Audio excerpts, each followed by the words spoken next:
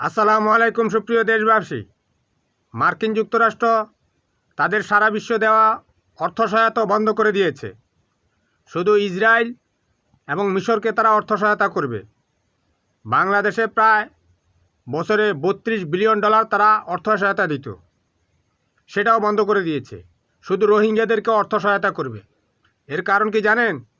জঙ্গি গণহত্যাকারী শেখ হাসিনা বাংলাদেশকে অতি দরিদ্র দেশ থেকে স্বল্প উন্নয়নশীল দেশে রূপান্তরিত করেছে মানে কাগজে পত্রে জাতিসংঘের মাধ্যমে এটা ঘোষণা দিয়ে দিয়েছে।